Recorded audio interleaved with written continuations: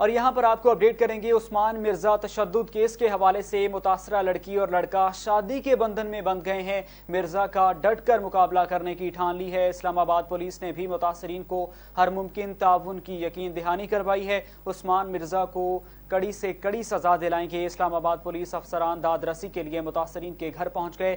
تھانہ گولڑا کی حدود میں واقع Magnum heights E11 4th floor کے فلیٹ نمبر 417 میں بدماش شخص عثمان مرزا اور اس کے غنڈوں کے ہاتھوں ظلم کا نشانہ بننے والے جوڑے نے شادی کر لی ہے۔ واقعے سے قبل متاثرہ جوڑے کی منگنی ہو چکی تھی۔ اسلام آباد پولیس کے SP انویسٹیگیشن عطاء الرحمان کا کہنا ہے کہ عثمان مرزا کی جانب سے ہراساں کیے گئے لڑکا لڑکی کی آپس میں شادی ہو چکی ہے۔ جب واقعہ رونما ہوا اس وقت وہ لڑکا لڑکی ایک دوسرے کے منگیتر تھے، تاہم ہراسگی واقعے کے بعد انہوں نے شادی کر لی۔ جس فلیٹ میں یہ واقعہ ہوا وہ ملزم عثمان مرزا نے کرائے پر لیا ہوا تھا، جس کی ایک چابی اس نے اپنے ایک دوست کو دی ہوئی تھی۔ مزید بتایا گیا ہے کہ ملزم عثمان مرزا کے اس دوست نے وہ چابی متاثرہ جوڑے کو رات قیام کے لیے دی تھی۔ متاثرہ لڑکا لڑکی اسلام آباد انٹرویو دینے کے بعد آئے ہوئے تھے۔ SP انویسٹیگیشن عطاء الرحمان نے بتایا ہے کہ لوگ ایسے کیسز میں بدنامی کے ڈر سے سامنے نہیں آتے، لیکن متاثرہ لڑکا اور لڑکی سے بھی ہم رابطے میں ہیں اور انہیں یقین دلایا ہے کہ پولیس اور سوسائٹی آپ لوگوں کے ساتھ ہے۔